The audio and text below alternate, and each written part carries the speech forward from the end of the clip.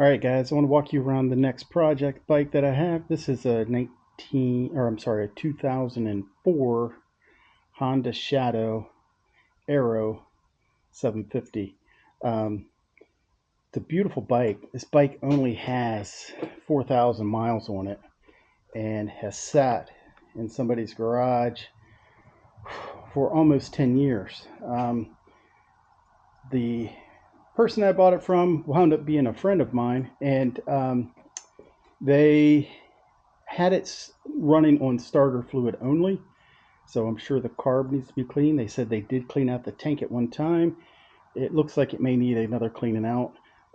They said they put ethanol-free gas in it, so that's a good thing. But they bought the bike from somebody else that had let it sit for a long time, messed with it for a little bit, and then in turn let it sit for a long time. So they just wanted to get rid of it. I picked this bike up for a great deal. I think I'm going to probably just fix it up and flip it. But first thing I'm going to do is we're going to pull the carb off. We're not even going to try to start it. I did see if the bike turned over, and it does. But I want to get the carb off and get it cleaned out, and maybe put an inline filter in there just to catch any debris that might come through from the tank. I'm probably going to clean the tank as well. But first thing, let's take this carb off. What we're going to do is we're going to take these bolts off here. It's a 4mm, and we're going to start with that. Take the air breather off. All right, guys, so we got the cover off. Here's the air cleaner. Air cleaner is brand new. They did tell me that they had replaced the air cleaner on it. So now we're going to look at getting this cover off. I know there's a bolt down here and a bolt over here. It might be the only two bolts holding this on. We might have to take loose this clamp up here at the top. Sorry, my neighbors decided just to kick a lawnmower on, so sorry for the background noise. But let's try to go ahead, and I'm going to take these couple of bolts out here on the side and see if we can pop this cover all the way off. I know we're going to have to remove the tank as well. Alright guys, so I went ahead and removed the seat, although the receipt, I don't know what size bolts they were because the previous owner already had the seat removed. So what I did was went ahead and removed this 12mm bolt here, took these two loose up here on the instrument panel, 5mm, and we're just going to lift this up and out of the way so we can take the tank off, and or at least lift the tank up and see about, I think there's one bolt hidden up under there that we need to get out, so let's check that out. Okay, to remove the gas tank, you have this air vent line here, or line that puts suction onto the petcock to allow fuel to come through, and here's your fuel line. The fuel line looks fine on this bike, but that's what the fuel looked like that came out of it. Yeah, not looking good there. It smells, but I'm not sure what it smells like. I mean, it smells like normal gas, so I don't know if they put some kind of stabilizer or something in there, but gas should not be green. So we're going to flush that tank out. So let's continue on removing this carburetor. Okay, so what I did next was remove this hose. Right, I'm sorry, this hose went to the back of the airbox. This smaller hose down in here gets removed from the side. This one from the side of the carburetor. There's a nipple there. I released the choke. Got that out of the way. With the smaller, there's a little vacuum T here. The smaller line goes in the back. The one with the plastic coating goes over here on this one. And so now I think we're ready to loosen up the screw down here. I don't know if you can see it, but there's a little Phillips screw down there. Just loosen up the side towards the carburetor and wiggle the carburetor out, and then we'll take the throttle cables and disconnect those and take them off. Alright, so once you pop the carburetor off, you've got a couple more lines and things you need to take off.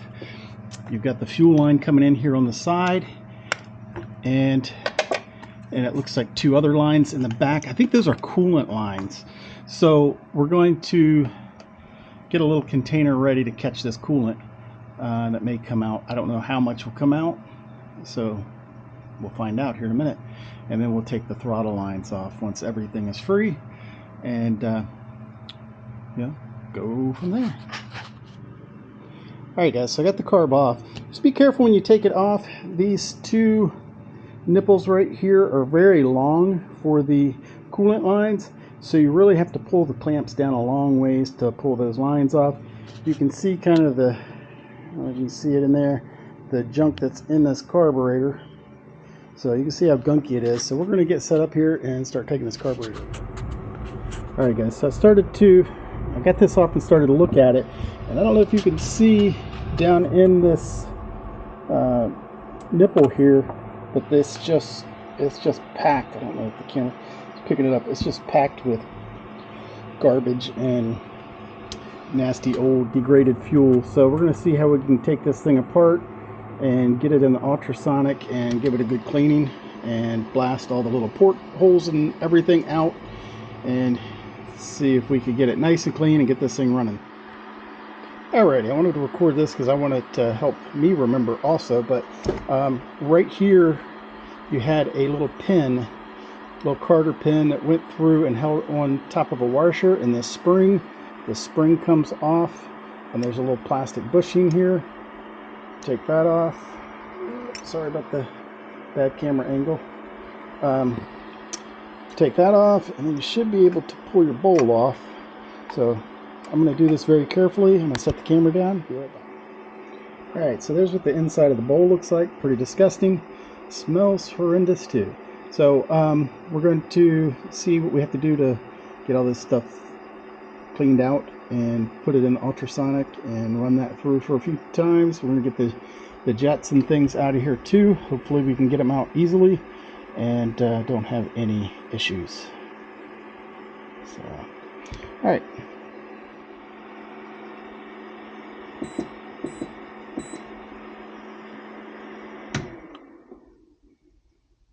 All right, guys, this carburetor is so gummed up. I was trying to pull the choke out, or they call it a SE valve, and this thing was so stuck. I about never got it out of there. I pulled the float off, and I can't get the needle out. The needle's stuck in. So I just sprayed it down with some carb cleaner. I did take I think it's the main jet out, but this other jet here, I loosened it up and it won't fall out because it's so gummed up with something hanging on to it. So I'm trying to get most of this stuff off. I'm probably going to drop it down in the ultrasonic cleaner like this and just see if we can get it loosened up enough so we can get things apart.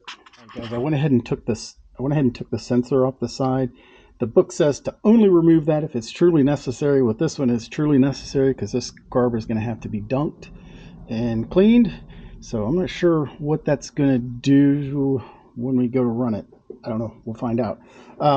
But I want to remove the idle adjuster here, and I want to kind of measure this space here so we know about where to set it, you know, when we get this thing back together. The book may say it, but I haven't read to that part yet. So we're going to just measure that and see the space and try to get it back to about the same place. All right, guys, that's one time running it through the ultrasonic cleaner for 30 minutes with just Dawn dish soap. Cleaned it up a lot. Didn't clean it up perfect, but we're going to clean the rest up with some carb cleaner. We're going to blast out all the little orifices and get everything cleaned up. The main jet is still pretty blocked up, so we're going to probably soak that in just some carb cleaner along with this. I think this is the idle jet. I can't ever remember to keep those straight. So there's the tube. It's all clogged up too. So we're probably going to put these three parts in probably the float bowl and just fill it up with carb cleaner and let it soak overnight, and we'll see what it looks like tomorrow. Alright guys, so I cleaned the bowl out really good.